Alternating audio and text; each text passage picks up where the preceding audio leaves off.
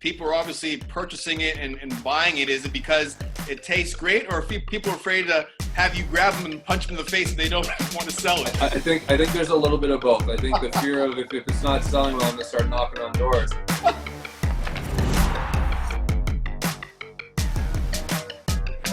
Welcome to Hockey Culture. I'm Anson Carter. This is the place where we try to change the culture of hockey, one interview at a time. And today's guest we have joining us, Ryan Reaves from the Vegas Golden Knights. Ryan, thanks for joining us today. Anytime. How you doing? I've got to say that I've got a lot of respect for what you do on the ice. You've got to bring physicality. You've got to bring emotion to the table. What are you going to do? You! Ah! Yeah, right. You've got to do it in between the whistles, which is extremely hard. Like, how do you go about and do that?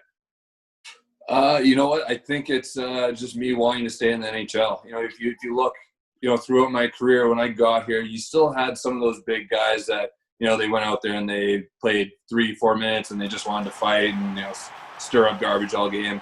And yeah, I did that when I was early in my career, but, right after the lockout, all that stuff started kind of getting phased out of the league. And, for me, I'm in the best league in the world and I didn't want to leave, so I had to start adapting. The stuff after the whistle, the instigator rule, that was kind of, had to change my style. And the game got quicker. So, as the league adapted and changed, I had to adapt and change because I don't really know what else to do in life. So I wanted to stay a hockey player.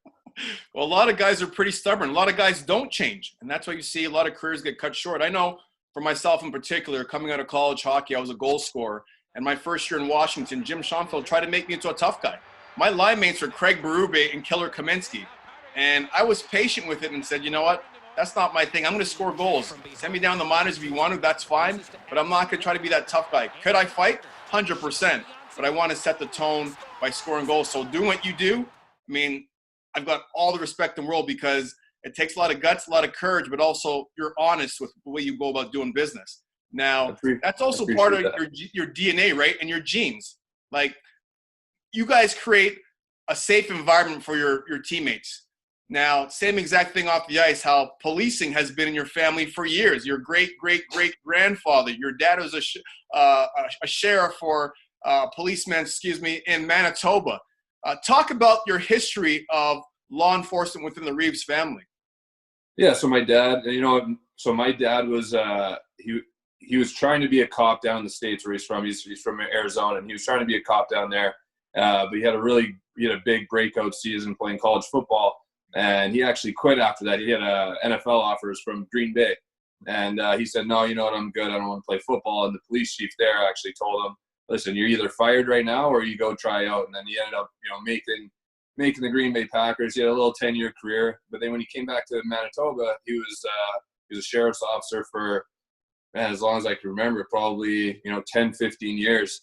And my wife's brother-in-law, he's in law enforcement. Her sister is a cop. So I got a lot of police around me. I got a couple lawyers around me. I've been exposed to them.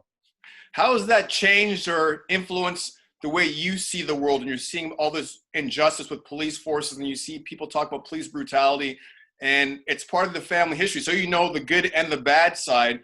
I want to hear your perspective on things being a black man. Yeah, so it hasn't really changed for me. I've always known that there's a problem within certain law enforcement agencies, and but a position I've always held is not all cops are bad.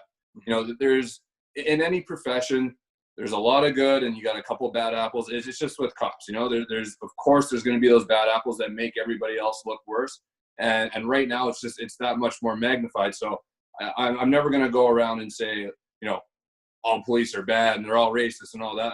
You'll never hear me say that because I know a lot of good cops and I've met a lot of good cops. I have a lot of respect for what they do.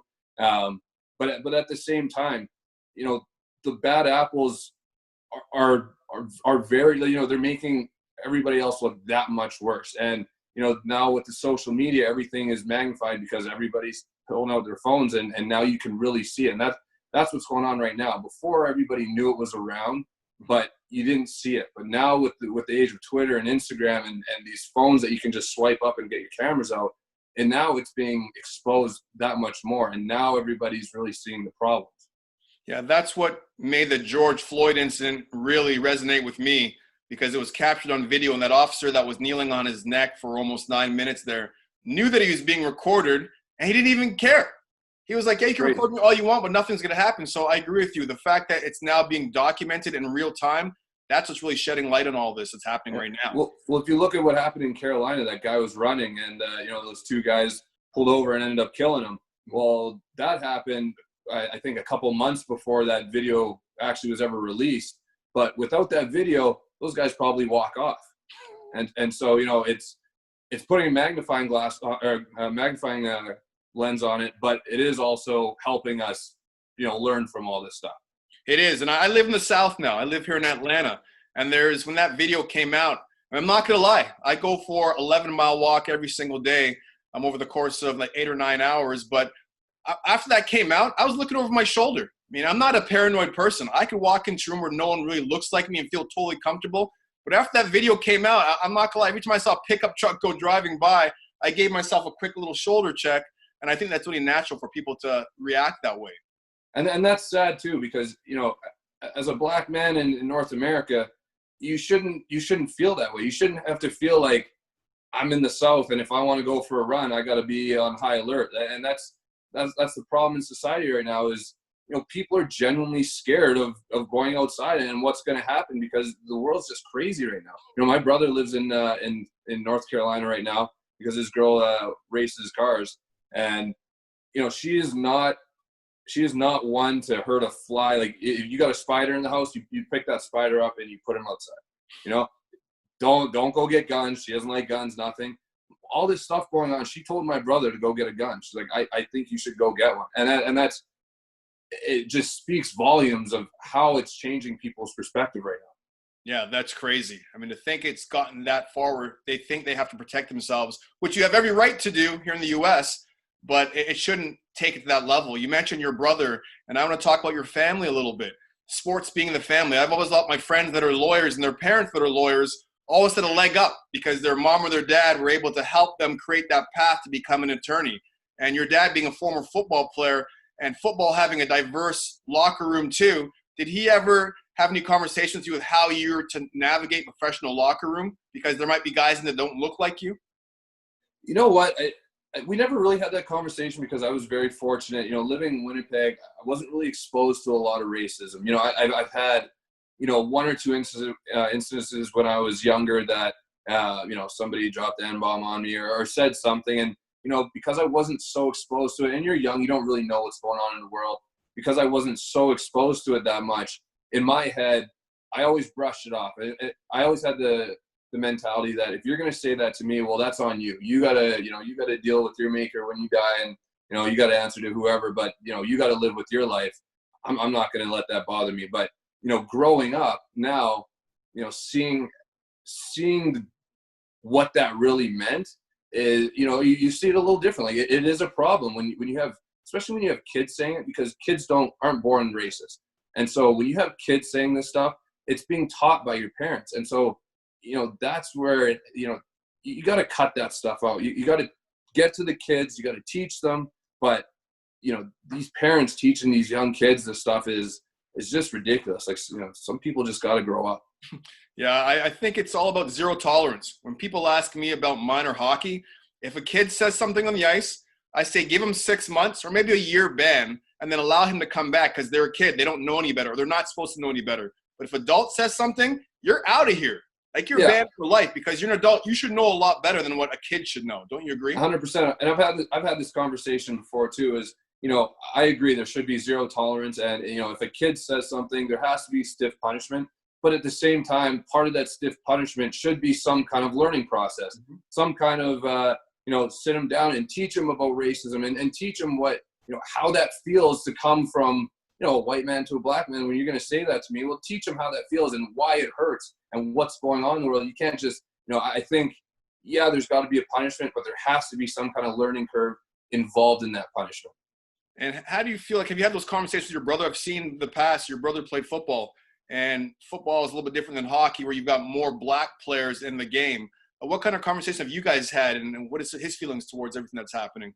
You know what? He's a little more he's a little more emotional, a little more out there than me. And he called me when all this stuff was going on. And I could tell by his tone, he was really upset. And to be honest, I for about an hour, I just sat and listened to him and let him get some stuff off his chest. He's worked up about it. He reads all the stuff going on, and you see it. And we're going to go back to the videos. You see all these videos where, a police officer pulls over a black man and says, "Can I see your license?" And he reaches for the license and he gets shot. He's like, "Well, why'd you shoot me? I was getting my license." Like, "Well, you reached too quick." It's like, "Well, you asked me for my license." Stuff like that. And I can tell it hurts him. And it hurts me too, but he wears it a little more emotionally and more on his sleeve than I do, I guess. But yeah, we've had some conversations, and he may not have as big as a platform as me, and we've discussed things that we may want to do in the future once sports kind of ends up for us. But yeah, we've had some good discussions for sure, and I've had good discussions with other black players around the league too. And one of the conversations my parents would always tell me when I was driving the car, they'd say, "Listen, you get pulled over by the police, that's like you mentioned, make sure you have your hands on the wheel and you don't do anything quickly trying to set them off guard." And I'm sure those are the same conversations that my white players that I played with, my teammates, never had with their parents. And people want to talk about privilege. I mean, that's just a common occurrence in the black community. My parents told me every single day I left the house, if you get pulled over by the police, make sure you keep your hands on the wheel. Don't be dumb. Yeah. Make sure I came home alive. And I've had this conversation too. And it's, again, I've been very fortunate that in the hockey cities I've played in, I've had a big enough name, I guess, that I feel comfortable that at very least, I hope they'll recognize me and I can be okay. But, I was talking to my girl about this. If I was driving through the States and I got pulled over in a city where I didn't have a name, you best believe I'm rolling my window down and I'm putting him out there. And I shouldn't feel like that. I shouldn't have to feel like because this guy sees the color of my skin that now I'm in fear for my life. Nobody should feel like that. But that's just how it is right now. And I think one of the biggest misconceptions right now is it's different in Canada than it is the U.S. Listen, I've lived in the U.S. since I was 18 years old. I'm 46 now. I'm a dual citizen, so I've lived here longer than I have back, in Toronto. But I've been pulled over driving while black more frequently while I was in Canada than here in the U.S. I mean, have you had any encounters where you've been pulled over, and what kind of effect did it have on you? So, for the most part, and again, I'm going to go back to, my dad had a pretty big name in Winnipeg that I was recognized by one of the police officers that had been pulled over. But there was one time, I rolled through a stop sign, didn't have the nicest car, and I was actually on the way to a funeral. So I was kind of, my buddy just died. I was a little shaken up. And so, yeah, I rolled through a stop sign, and I remember, I can still see it to this day. This cop was walking down the left side of the car, and we just locked eyes in the rearview mirror, and I just saw him stop and unbuckle his gun, and he just pulled it up a little bit. And in my head, the first thing that went through is, if I was white, you would never have done that. But when we locked eyes, he saw that I was black, like a black man driving a not so nice car back in the day, and so he feared for his life, and that made me fear. And that was my first experience with something like that, and it. I was rattled because I was going to a funeral, but that really rattled me on the way to the funeral, that was the way he acted. I was pulled over one time driving an SL 500 Mercedes convertible, going from Boston to Toronto. I'd drive home for like a week or so before I had my car shipped to California, and top down with my boy Omar at nighttime, driving the speed limit, and a cop car saw us, looked at our car slowly as we passed, and he made a U-turn and pulled me over and forced me to show that the car was mine. He even asked me, I said, "What are you pulling me over for?" And I go, "You don't think this car is mine?" He goes, "Well, prove it." And luckily I kept my Boston Bruins card with me, and he kept it moving. Another time I got pulled over when I was picking up my brother and his friends, my brother's birthday. I think he was turning 21 or 22. And I said, "Make sure you guys aren't drinking and driving. I get a train in the morning, but I'll get up and pick you guys up." I had my parents' minivan, and the cops saw us pulling out of the club and turned their lights on, pulled us over. Within 3 minutes, 5 other cop cars surrounding us because I wouldn't allow my brother, his friends, to show the cops their ID. I said, "I'm the one that's driving. You don't have to see these guys' IDs. What for? Like, I'm the driver of the vehicle." So I finally told him, I knew the head of the police union at the time, and I said, "I'm Anson Carter, I'm an NHL player. I'm going to call CBC, CTV, City Pulse, every news broadcast station in Toronto, and I want all your badge numbers. Crazy. And it's just crazy. Like, nobody, doesn't matter what color you are, nobody should ever feel like that. Nobody should ever be subjected to something like that. 100%. I mean, it makes my blood boil to this day. And what would you say to the idiots out there that would say, well, listen, Ryan Reaves and Evander Kane can't be serious about equality. Look at these guys. They go head-to-head on the ice. They want to tear each other's heads off. Like, that's black-on-black crime on the ice. I mean, what do you say to those fools that make dumb comments like that? Grow up. Just grow up. You know, our thing has nothing to do with black-on-black crime. It has to do with the sport we play in. You know, I don't just hate black guys on the ice. I got rivalries with, 10 other guys on the ice that I hate that I would tear their head off if I saw. It has nothing to do with black-on-black crime. So I would look them dead in their eye and say, grow up. Maybe not so nice. Well, I think it speaks to your professionalism. Like, it doesn't really matter. You're not going to give anybody a free ride just based on the color of their skin. Now, I think as far as you concerned, and pretty sure I could speak for yourself because I could speak for myself in those situations too with other black players that might have confronted on the ice. It didn't matter what their jersey was. If you weren't wearing the same colors that I'm wearing, Exactly. I'm coming after you. Simple as that. Exactly. We're going to battle in front of the net. I might cross-check you in the ribs and do whatever I can. And then maybe off the ice we could talk. But during the game itself, if you're not repping my colors, you're the enemy. Exactly. And then that goes for any sport. If you're not wearing my colors, then, yeah, we're going to have a problem. And especially, Kane's in my division. He's a rival of my team. We've had heated battles before when he was on a different team and I was on a different team. It's carried into this rivalry. That's all you can say about it. Yeah, I mean, I agree. I mean, I love watching that rivalry because I want to see passion. It's not scripted.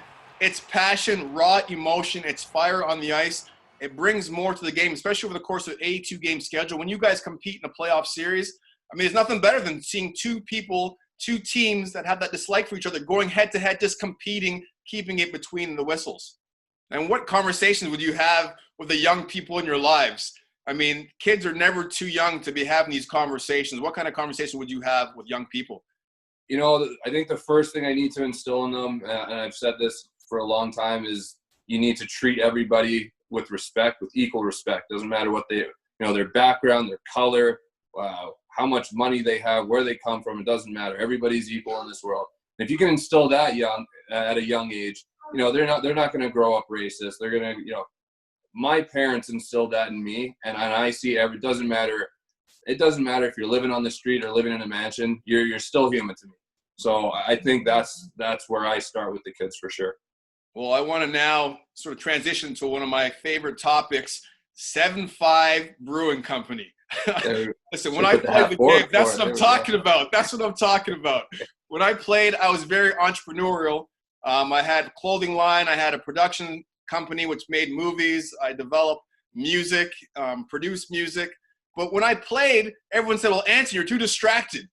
But they never said about the guys that bought minor hockey teams, junior hockey teams, bought cattle ranches. They said, hey, look, these guys are businessmen. So now I want to talk about 7-5 Brewing Company. And what was the motivation behind getting behind something like this? Are you a big beer drinker? Because I know a lot of guys love Gatorade or vitamin water. So this, to me, fits your brand. Yeah, I mean, so my last year in St. Louis, I just kind of got into the craft beer scene. Mm-hmm. And I had a buddy that was opening a brewery, and I had a favorite beer down in St. Louis that I wanted to try brewing in my basement. I said, hey, can you show me how to brew? He's like, yeah, do you know how? It's like, oh, I'm just going to YouTube it. Just show me where to get some ingredients and all the equipment. And he just laughed at me. He's like, you can't YouTube how to brew beer. So he brought me into his basement, and we brewed up 48 bottles in his basement. He called me up. So I ended up getting traded as it was fermenting in the bottles. And he called me up and he's like, hey, I'm going to try it. It was really good. Do you mind if I sell it at my brewery? It's like, yeah, no problem. So he called it the Grim Reaver IPA. I go to Pittsburgh, and they have a decent craft scene, but I was only there for 6 months. So I couldn't really get myself settled. Then I get traded to Vegas, and now now every time I go on a road trip, I'm going to somewhere and asking for their local IPA or local stuff, whatever it is. Mm-hmm. And I came here, there just isn't a craft scene like there is in Seattle and Denver and Portland, where you have 20 breweries in an area. I think all of Nevada has 20 something breweries. So one of my buddies up in Canada used to work for Labatt, for 8 or 10 years. And I called him and say, hey, I got a little business opportunity. I just want to look into you. Can you come to Vegas, have a couple meetings with me? I don't need you on my team or anything, but can you just run a couple meetings? Because you know the business side, I don't. And so he flew down. We did a couple meetings. He left. And when I touched down in Winnipeg, he touched down in Calgary. He called me and said, hey, I think you got something here. He actually has another business up in Calgary, but he's like, I would love to join this team. And that was in August, I believe, or July, end of July, we started doing those meetings. We had our first beer out in December. So you're actually involved in tasting the hops. It's not like some celebrity brand. You're involved heavily in the process. Yeah. So I made that very clear. So I actually went and applied for a business license here in Nevada, and I made that very clear that this wasn't just like a celebrity endorsing a beer, and I'm just gonna put my name on it and do whatever. Like I've been involved in every process. Last summer, 2 summers ago, I was knocking on grocery stores, bars, asking for a meeting with their beverage manager, all this. So I've been out here hustling, trying to sell it, and we've done well. We've got 4 beers out right now. We're in about 150 bars, maybe a little less because of coronavirus right now. But we're out in cans. We got 3 out in cans. We're looking into doing another one. We're looking into expanding. Yeah, we've done well. COVID slowed us down a little bit, but we've done well. So it's been well received. People are obviously purchasing it and buying it. Is it because it tastes great, or if people are afraid to have you grab them and punch them in the face if they don't want to sell it? I think there's a little bit of both. I think the fear of if it's not selling well, I'm gonna start knocking on doors. But no, the beer tastes pretty good. Like I was involved in the flavor profiles of everything. For the first one, we sat in the brewery and we probably tasted 40, 50 different combinations of beers, and we landed on this first one. The other ones we brewed a couple batches and came up with those ones. But yeah, I think we got some good products out. The IPA is my favorite one, if you're wondering. For sure. I mean, what's been the support like from the organization, the feedback from them? Unbelievable, to be honest with you. So the very first beer, so what I did was in Winnipeg, I actually brought a bunch of friends together and I had them fill out these little cards, and the cards were like, is this too hoppy? What do you taste? Would you drink this beer? How many could you drink? A bunch of different questions. And I came up with, an idea of what I want to taste like. Went to the brewery, we made the first couple batches, and I actually brought it to the arena and had all the players, coaches, GM, owners, everybody tried it and filled out these little cards for me. So they've been unbelievable. They've been way more supportive of me owning a beer company than I ever thought would happen in the NHL. And it's been unreal. And I think there's kind of a mutual respect with it, that I know that without me playing well on this team, I don't have a beer company. You know what I mean? If I start paying too much attention to the beer company and my hockey starts slipping, I'm going to start getting scratched. I'm going to get traded. I probably wouldn't have got a new contract. And so I know that I got to take care of on the ice first.